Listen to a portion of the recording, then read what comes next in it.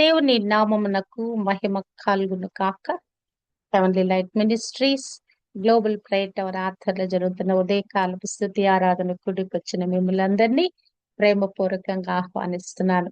దేవుని మహాకృపను బట్టి 8 నెలలు కాపాడబడి 9వ నెలలోకి దేవుడు మనల్ని తోడుకొని వచ్చాడు. మొదటి పరిశుద్ధ దినాన ఇలాగున ప్రభుని ఆరాధించే కృప కొరకై ఈ ఆరాధన దినము, పరిశుద్ధ దినము, పునరుత్థాన దినపు యొక్క దీవెనలు, ఆశీర్వాదాలు మన మీద, మన కుటుంబాల మీద మెండుగా కుమ్మరించబడును గాక. ఆమేన్. హల్లెలూయా. యోహాను సువార్త 8వ అధ్యాయం ధ్యానిస్తున్నాము. నిన్నటి దినము మరి అపవాది సంబంధులు మీరు, మీ తండ్రి, మీ జనకుడు అపవాది అని యూదులను కోపం చేస్తూ క్రీస్తు ప్రభు మాట్లాడిన మాటలను మరి అపవాది యొక్క ఉరిలో అపవాది యొక్క ఆ యొక్క తంత్రాలలో మనం ఎలా చిక్కుకోకూడదనే విషయాలు నిన్నటి దినము మనము ధ్యానించాము. యోహాను సువార్త 8వ అధ్యాయము 45వ వచనము. నేను సత్యమునే చెప్పుచున్నాను గనక మీరు నన్ను నమ్మరు. లోకంలో ఎవరైనా సరే మనం కూడా సాధారణంగా ఏదైనా సత్యం చెప్పామనుకో, కదా, నిజం చెప్పామనుకో సాధారణంగా నమ్మరు ప్రజలు. అబద్ధం చెప్పే వాళ్ళ మాటలు, ఆ తీపి తీపి మాటలు, ఆ కొండెపు మాటలు, ఆ పైన మెరుగుపెట్టిన మాటలకి మనుషులు ఆకర్షితులవుతారు. ఎవరైతే ఖచ్చితంగా ఉన్నది ఉన్నట్లుగా మాట్లాడామా మనం చాలా చెడ్డవాళ్ళం అయిపోతాము. అసలు మనం నమ్మటమే మానేస్తారు ప్రజలు. అంటే మానవులకి సూటిగా మాట్లాడే మాటలు ఇష్టం ఉండవు, సత్యంగా పలికే మాటలు ఇష్టం ఉండవు. వాళ్ళకి ఏదన్నా దానికి తేనె పూసి ఆ పలికే తేనె ఆ లోపల కపటం పెట్టుకొని పైకి మాట్లాడే కపట మాటలు, ఆ నటన మాటలు మానవులకు ఇష్టం ఉంటే, ప్రభువు నేను సత్యము స్థాపించడానికి వచ్చాను, సత్యము ప్రకటానికి వచ్చాను, నేనే సత్యమైనాను, నా వాక్యము సత్యమైనది, ఈ సత్యములోనే నేను జీవిస్తున్నాను, ఈ సత్యాన్ని బోధిస్తున్నాను, ఈ సత్యాన్ని ప్రకటిస్తున్నానంటే ప్రభు మాట వాళ్ళు నమ్మటం లేదు. అందుకని ప్రభు అంటున్నాడు, ఇక్కడ ఒక సవాలు చేస్తున్నాడు. 8వ అధ్యాయము 46వ వచనంలో, నా యందు పాపమున్నదని మీలో ఎవడు స్థాపించును. హల్లెలూయా. అసలు ఎంత గొప్ప సవాలంటే అక్కడ ఉన్నటువంటి యూదులకి, ఈ దినం ఉన్నటువంటి ప్రజలకు కూడా ఒక గొప్ప సవాలుతో కూడిన మాటలు ప్రభు ఇక్కడ మాట్లాడుతున్నాడు. నాలో పాపమున్నదని ఎవడు స్థాపించును. నేను మరి ఎందుకు నా మాటలు మీరు ఎందుకు వినటం లేదు? మరి నేను సత్యం చెప్తున్నాను కదా, ఎందుకు వినటం లేదు? అసలు నేనేమనుకుంటున్నారు మీరు? అసలు నాలో పాపం ఉందని నా మాటలు వినటం లేదా మీరని ప్రభు వారిని ప్రశ్నిస్తున్నాడు. అసలు ప్రభు ఎవరండి? పాపరహితుడు ఆయన. పాపుల్లో చేరక ప్రత్యేకంగా ఉన్నవాడు కదా. హెబ్రీయులకు రాసిన పత్రిక 7:26లో ఆయన పవిత్రుడు, నిర్దోషి, నిష్కల్మషుడు, పాపులలో చేరక ప్రత్యేకంగా ఉన్నవాడు. హల్లెలూయా. కదా. అటువంటి ఆయన మాటలు ఆయనని ఎంతగా హింసించి ఎన్నో రకరకాల మాటలు ప్రభు గురించి మాట్లాడుతా ఉన్నారు. ఆయన ఆయనలో లేని స్వభావాన్ని ఎత్తిపట్టి ఆయన గురించి మాట్లాడుతున్నారు. ఆయన ఎన్ని బోధలు చేస్తున్నాడో వాటన్నిటిలో తప్పు వెదగటానికి ప్రయత్నిస్తున్నారు.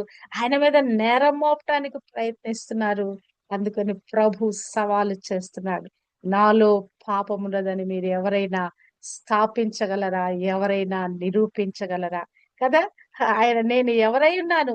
నేను పవిత్రుడినై ఉన్నాను, నేను నిర్దోషినై ఉన్నాను, నేను నిష్కల్మషుడై ఉన్నాను, పాపులలో చేరక ప్రత్యేకంగా ఉన్నవాడను. ఇంకా నువ్వు నా రక్తం ఎటువంటి రక్తమో తెలుసా?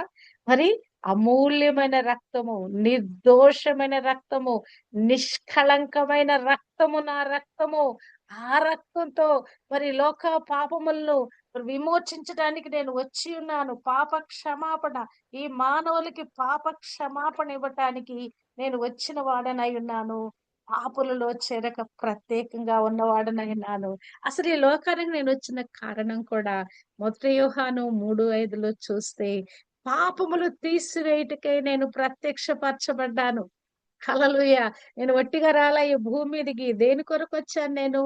పాపములను లయము చేయటానికి, మరి నేను ఈ భూమి మీదకి పాపాలను తీసివేయటానికి ఈ భూమి మీదకి వచ్చాను నేను. ఇంకను నేను ఏమై ఉన్నానని చూస్తే గనక, నేను సమస్త విషయాల్లో ఈ లోకంలో మానవుని రూపంలో మనుష్య కుమారుడిగా ఈ లోకంలో ఉన్న మానవులందరి వలె నేను కూడా జీవించాను. కానీ సమస్త విషయములలో నేను కూడా శోధింపబడ్డాను. కానీ పాపము లేని వాడుగా ఉన్నాను. మరి హెబ్రీయులకు రాసిన పత్రిక 4 అధ్యాయము 15 వచనములో సమస్త విషయాల్లో ఈ లోకంలో మరి అందరికి కలిగిన ఎమోషన్స్ గాని, అందరికి కలిగే ఆకలి దప్పులు గాని, ఆ నిద్ర కానీ, ఇవన్నీ కూడా నేను ఒక మానవుని వలె నేను కలిగి ఉన్నాను. గాని బలహీనతల విషయంలో, శోధించబడిన విషయంలో పాపము లేనిగా వాడుగా ఉన్నాను. ఇంకనూ నేను ఏమై ఉన్నానంటే, మీ కొరకు, లోకం కొరకు పాపముగా చేయబట్టానికి వచ్చాను. 2 కొరింథీ 5:21 అంటున్నాడు. ఎందుకనగా మనం ఆయన యందు దేవుని నీతి అగునట్లు పాపమెరుగని ఆయనను మన కోసము పాపముగా చేసెను. ఎందుకొచ్చాడు ఆయన? పాపరహితుడైన ఆయన, పాపమెరుగని ఆయన మానవాళి కొరకు పాపంగా చేయబట్టానికి వచ్చాడు. నాలో పాపం ఉందని మీరెలా స్థాపిస్తారు? నా మాట ఎందుకు మీరు నమ్మరు? నేను సత్యము చెప్పుచున్న ఎడల మీరెందుకు నన్ను నమ్మరు? ప్రశ్న వేస్తున్నాడు ప్రభు. నేను సత్యమునే చెప్తా ఉన్నాను. నా మాటలు మీరు ఎందుకు నమ్మటం లేదు? నేను పాపులలో చెరక ప్రత్యేకంగా ఉన్నవాడను. నా రక్తం పరిశుద్ధం, నా మాటలు పరిశుద్ధం, నా చూపు పరిశుద్ధం, నా నడవడి పరిశుద్ధం. నేను పరిశుద్ధుడును. నేను పరిశుద్ధాత్మ అంశ ద్వారా నేను పుట్టిన వాడను. ఎలా ఆయన జన్మించాడండి? మరియమ్మ మరి ఆ పరిశుద్ధాత్మ శక్తి నిన్ను కమ్ముకొనును. ఆ సర్వోన్నతుని శక్తి నిన్ను కమ్ముకొనును. నువ్వు కుమారుని కంటావు అంటే కదా, పరిశుద్ధాత్మ అంశతో పుట్టినవాడు నాలో పాపమున్న దాన్ని స్థాపించగలరా అని ఆయన సవాలు చేస్తా ఉన్నాడు. హల్లెలూయా కదా. అటువంటి దేవుడు మనం కలిగి ఉన్నామండి. పాప చరిత్ర లేని వాడిని మనం కలిగి ఉన్నాం. లోకంలో దేవుళ్ళను పరిగణించబడే వాళ్ళ యొక్క ఆ యొక్క చరిత్రలో చూస్తే అసలు వాళ్ళు పుట్టికే అసలు భయంకరంగా ఉంటది. వారి జీవిత విధానమే భయంకరంగా ఉంటది. మరి ఒక్కొక్కరు ఇద్దరు ముగ్గురు భార్యలను వాళ్ళు పెళ్లి చేసుకుంటున్నారట. మరి ఎవరెవరినో మోహిస్తున్నారట కదా. కానీ ప్రభు ఎంత ఖచ్చితంగా చెప్తున్నాడంటే, నేను పాపరహితుడను అని ప్రభు చెప్తున్నాడు కదా. యేసు క్రీస్తు రక్తంలో కడగబడిన మనము కూడా పాపరహితులుగా మార్చబడుతున్నాము. నీతిమంతులుగా తీర్చబడిన మనము పరిశుద్ధతలో నడుస్తున్నామండి. ఈ దినం మనం కూడా ఈ ప్రశ్న వేయొచ్చు. నాలో పాపం ఉన్నదని స్థాపించగలరు అంటే, ఈ పరిశుద్ధతలో నడిచే కొలది మనము కూడా ఈ పాపరహితంలోకి మనం వెళుతున్నాం కదా. లేకుంటే మనం నిత్య జీవానికి వెళ్ళలేం. పాపంతో ఉంటే ఎవడైనా దేవుని దగ్గరకు వెళ్ళగలడా? వెళ్ళలేం. యేసు రక్తము, ఆ నీతిమంతుని రక్తము మనకు బదులుగా ఆయన పాపము లేని ఆయన పాపముగా చేయబడ్డాడు గనక, ఆ ఆ కార్యమందు మనం విశ్వసించాము కనుక మనము కూడా పాపరహితులుగా చేయబడటానికి, ఆ నిష్కళంకమైన రక్తములో మరి కడగబడి నీతిమంతులుగా తీర్చబడటానికి, ఆత్మ ద్వారా అనుదినము అనుక్షణము పరిశుద్ధపరచబడటానికి దేవుడు మనకు కూడా కృప దయచేస్తున్నాడు. 47 వచనము. దేవుని సంబంధి అయిన వాడు దేవుని మాటలు వినును. మీరు దేవుని సంబంధులు కారు కనుకనే మీరు నా మాట విననేరకై ఉన్నారు. ఇక్కడ ప్రభు అంటున్నాడు, నిజంగా మీరు దేవుని సంబంధులైతే గనక నా మాటలు వింటారు. నేను సత్య సంబంధిని, నా మాటలు సత్యము. నేను చెప్పే మరి అన్ని కూడా నా బోధలన్నీ సత్యమే, నా జీవిత విధానమే సత్యమే. నాలో పాపము లేదు. ఎవరైనా నా మాటలు వినాలి, విని అనుసరించాలంటే వాడు దేవుని సంబంధి అయితేనే వింటాడు. మీరు దేవుని సంబంధులు కారు గనక నా మాటలు విననేరకున్నారు. అందుకు యూదులు, నీవు సమరయుడువును, దయ్యము పట్టిన వాడువును అని మేము చెప్పు మాట సరియే కదా ఆయనతో అనెను. ఎవరాయన? యూదుడు ఆయన కదా. యాకోబు వంశంలో యూదా గోత్రంలో పుట్టినవాడు, దావీదు సంతానములో పుట్టినవాడు ఆయన కదా. ఆయనను పట్టుకొని ఏమంటున్నారు, నీవు సమరయుడు. ఆ దినాలలో సమరయులంటే కదా వెలివేయబడిన వారు, సంకర జాతి అని వారిని తృణీకరించేవారు. అసలు వారి యొక్క ఆ యొక్క ప్రదేశం గుండా కూడా వారు వెళ్ళేవారు కాదు. అటువంటిగా మరి తృణీకరించబడిన జనాంగం పేరు పెట్టి ప్రభువుని ఇక్కడ వారు సంబోధిస్తా ఉన్నారు కదా. ఆయన తిడుతున్నారు, బాహాటంగా తిడుతున్నారు. నువ్వు సమరయుడవు, ఇంకంటున్నారు దయ్యము పట్టిన వాడవు. అబ్బా, ప్రభు దయ్యాలు వెళ్ళగొట్టేవాడు ఆయన. కంటి చూపుతా దయ్యాలని అదిలిస్తాడు ఆయన. ఆయన మాట చేత కదా ఆ సేన దయ్యము అది ప్రభును చూస్తూనే గడగడగడ వణుకుతూ వచ్చి సాగిల పడిందంట. ఎన్ని దయ్యాలు ఉన్నాయండి అందులో? ఇంచుమించు 2000 పైగా దయ్యాలు ఉన్నాయంట. అన్ని దయ్యాలొచ్చి ప్రభువుకు సాగిల పడతా ఉంటే ఆయన మాట చేత వెళ్ళు అని గద్దిస్తా ఉంటే ఆ దయ్యాలు వెళ్ళిపోతా ఉంటే ఆ యేసు సర్వోన్నతుడైన దేవుని కుమారుడా, మరి మాతో నీకేం పనివి, మరి కేకలు పెడతా ఉంటే ఈ ప్రభువుని పట్టుకుని వాళ్ళు దయ్యము పట్టినవాడు అని మేము చెప్పు మాట సరియే కదా. ఇంకా తమ్ము తాము బ్యాలెన్స్ చేసుకుంటున్నారు. లోకంలో ఎలా ఉంటదంటే ఎదుటి వారితో వాదన చేస్తా ఉన్నాం. వాదన చేస్తున్నప్పుడు ఏదైనా విషయంలో వాదనైనప్పుడు ఎదుటి వాళ్ళు మనతో గెలవలేరు అనుకున్నప్పుడు తిరిగి ఇటువంటి దాడి చేస్తారండి. నెగెటివ్ దాడి చేస్తారు మన మీద. ఉన్న సత్యాన్ని విడిచిపెట్టి మనలో లేని క్వాలిటీస్ అన్ని పెట్టి మనని ఇక తిట్టడం మొదలు పెడతారు. ఇక ఇక వాళ్ళు వాళ్ళు ఓడిపోతున్నారు. మనతో వాదనలో వాళ్ళు గెలవలేరనుకున్నప్పుడు వాళ్ళు ఉపయోగించే సాధనం అది. మన మీద చెడ్డ మాటలు పలికి మన కృంగదీయాలని చూస్తారు. నా జీవితంలో ఇటువంటి అనుభవాలు ఎన్నో. అన్యాయంగా మనుషులు తిట్టినప్పుడు నేనేం చేశాను, ఏసు రక్తం, ఏసు నామం, ఏసు రక్తం కోపం వస్తా ఉంటది. బ్లడ్ మరుగుతా ఉంటది. మనం చేయని పాపాలు మన గురించి మాట్లాడుతా ఉంటే అసలు లోపల నుంచి ఆవేశం బయటకు తన్నుకొస్తా ఉంటది గాని ఇక శాంతము వహించి దేవుని మనసు కలిగి కంట్రోల్ చేసుకొని ఒకసారి ఇట్లానే ఒకాయన దారుణంగా తిడతా ఉన్నాడు ఒక సందర్భంలో. నాకు చెలరేగుతా ఉంది. ఇక కంట్రోల్ అయిపోతున్నాను. వాడిని తిట్టేయాలి అనే కోపం వస్తా ఉంది. అప్పుడు ప్రభు నాకు ఒక మాట జ్ఞాపకం చేశాడు. ఆయన తన ముఖమును చెక్కుముక్కి రాతి వలె చేసుకొనెను. హల్లెలూయా! నిజంగానే ప్రభువు మనను కొన్నిసార్లు తన వాక్యం ద్వారా ఎట్లా శాంతపరుస్తాడో ప్రభువు కూడా నువ్వు దయ్యం పట్టిన వాడువు, నువ్వు బయల్జెబూలు, ఈ రకరకాలు, నువ్వు సమరయుడువు, నువ్వు పాపివై ఉన్నావు, నువ్వు పాపులతో స్నేహం చేస్తావు, తిండిబోతులతో నువ్వు తిరుగుతావు కదా. ఈ మాటలన్నీ మాట్లాడినప్పుడు ప్రభు ఎంత సమన్వయము పాటించుంటాడే కదా. మనం కూడా అనుదిన జీవిత యాత్రలో ప్రభువుని పోలి నడిచేటప్పుడు మనకి ఈ ఓర్పు, ఈ సహనం కావాలండి. ప్రభు నాతో ఆ మాటలు మాట్లాడినప్పుడు నా లోపల ఆ శాంతం తెచ్చుకోవటానికి, ఆ లోపల ఆ నిగ్రహ శక్తిని నా నోటి మాటలోంచి నెగెటివ్‌నెస్ రాకుండా మరి రావటానికి నేను కంట్రోల్ అయ్యానండి. నిజంగానే ప్రభు మన లోపల ఆత్మశక్తిగా మన లోపలుండి కొన్నిసార్లు మనల్ని పొరపాటు చేయనీయడు. హల్లెలూయా! ఆ తర్వాత వాడన్న మాటలే అన్నాను. ఆఖరికి నేనన్నాను, "నువ్వెన్ని మాటలు మాట్లాడావో ఒక్క మాట కూడా నేను మాట్లాడను. నన్నెన్ని మాటలు నన్ను ఆక్షేపించి ఇవన్నీ నీకే తగులుతాయి. నేనైతే నా కలలో గూడా, ఆలోచనలో గూడా ఈ పొరపాటు పనులు నేను చేయను. నేను క్రీస్తు బిడ్డనై ఉన్నాను. యేసు రక్తంలో కడగబడిన బిడ్డనై ఉన్నాను. నీతిమంతురాలినై ఉన్నాను. నా ఆలోచనలో గూడా తప్పు విధానం ఉండదు. మాట్లాడిన మాటలని నీకే పో అని చెప్పి పంపించారు. ఆ తర్వాత వాడి గతి వాడు తవ్వుకున్న గోతిలో వాడే పడ్డాడు. హల్లెలూయా! కాబట్టి ఇక్కడ లోకంలో మన సద్భక్తితో జీవించాలని ప్రయత్నిస్తే గనక తప్పనిసరిగా ఈ హింసలు మనకు కలుగుతాయండి కదా. ఇదే అనుభవంతో మరి తిమోతితో పౌలు భక్తుడు కూడా చెప్తాడు. యేసు క్రీస్తునందు మరి సద్భక్తితో బ్రతకను ఉద్దేశించు వారందరికి హింసలు కలుగును. ప్రభు మరి ఆయన పరిశుద్ధుడు, నీతిమంతుడు. ఆయన మరి పాపుల్లో చేరక ప్రత్యేకంగా ఉన్న వాడిని కూడా నువ్వు దయ్యములు పట్టిన వాడివి, సమరయుడివి, ఇట్టి విధంగా యూదులు వారి నోటికొచ్చినట్లుగా మాట్లాడుచున్నారు.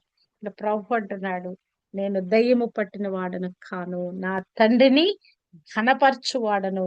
మీరు నన్ను అవమానపరచుచున్నారు. మీరు అనుకుంటున్నారు ఇప్పుడు నాకంటే ఎక్కువున్నారని మరి మీరు నన్ను గురించి మాట్లాడుతున్నారు. నన్ను అవమానపరచుచున్నారు. సాధారణంగా లోకంలో ఈ మాటల ద్వారా ఎంత అవమానం చేస్తారోనండి. ఎంత నీచంగా మాట్లాడతారు. అసలు ఉచితానుచితాలు మర్చిపోయి మాట్లాడతారు.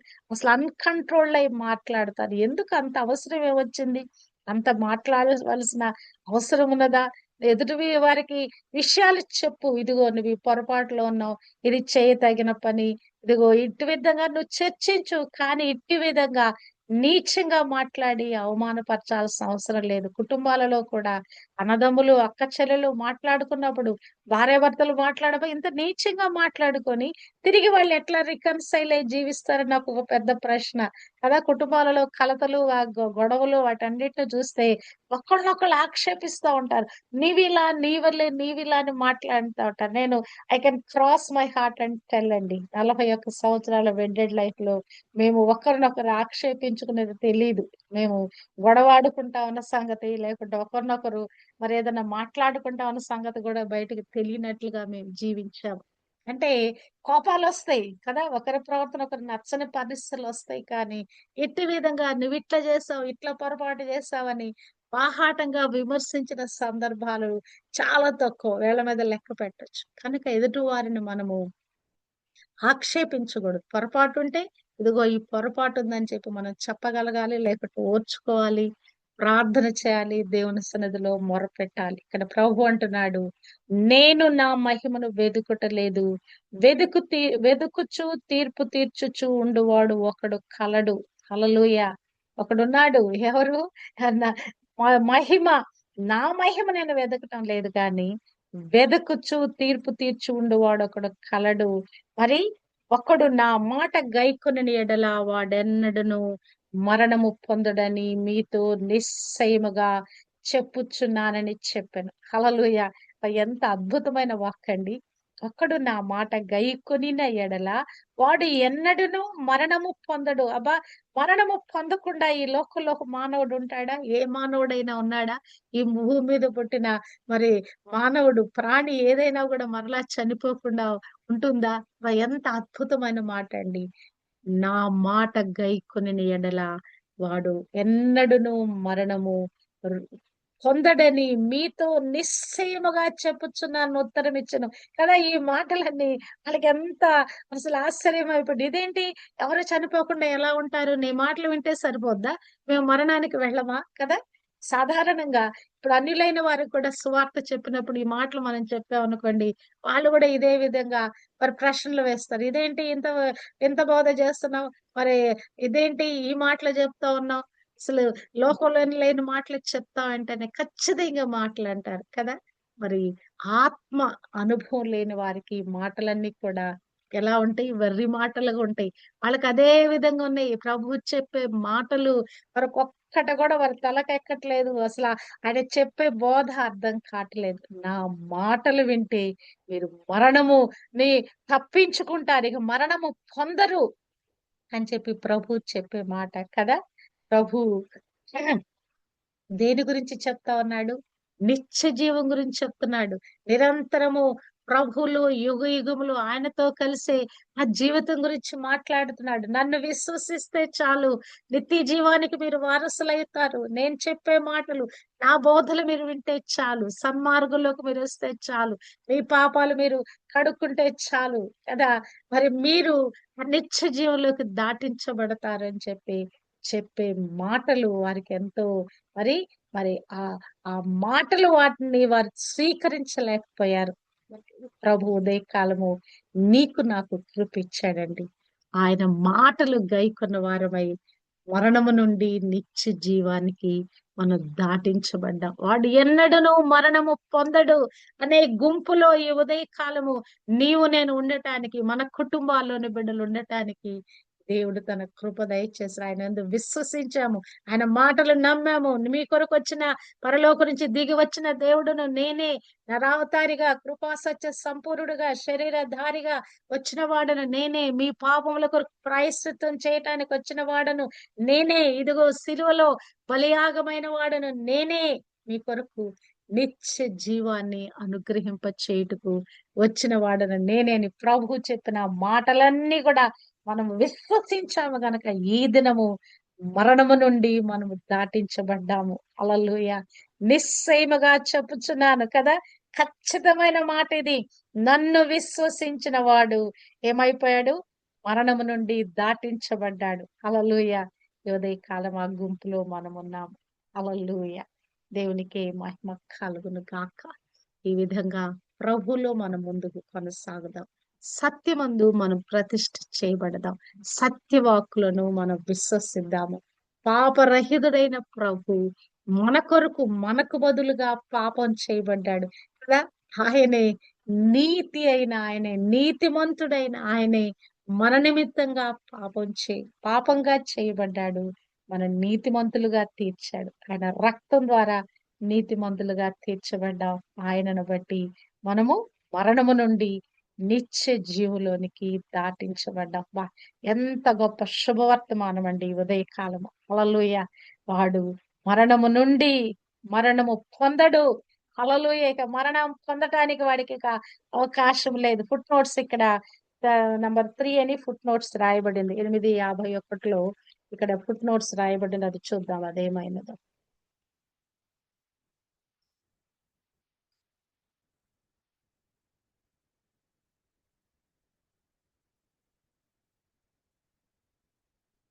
మరణము చూడడు, మరణము పొందడు, మరణము చూడడని మీతో నిశ్చయముగా చెప్పుచున్నాను. హల్లెలూయా. అదే ఇక మరణం చూడం మనం. అంటే మరణం నుండి జీవములోనికి మనము దాటించబడ్డాము కనుక ప్రభు మన నిమిత్తంగా ఆయన పాపమును మోసుకొని ఆయన మరి తన నీతిని తన పరిషత్తును మనకు అనుగ్రహింప చేశాడు. దేవుని సంబంధులమై ఆయన మాటలు వింటూ మరి ఆయనలో ఆయనలో మనకి ఇవ్వబడిన ఈ నీతిమత్వంలో మనం కొనసాగుతూ ఈ విశ్వాస యాత్రలో మనం ముందుకు కొనసాగుతూ సత్యమందు ప్రతిష్ఠించబడిన వారమై సత్యములో కొనసాగటానికి దేవుడు తన కృప మనందరికీ అనుగ్రహింప చేయును కాక. ఆమేన్.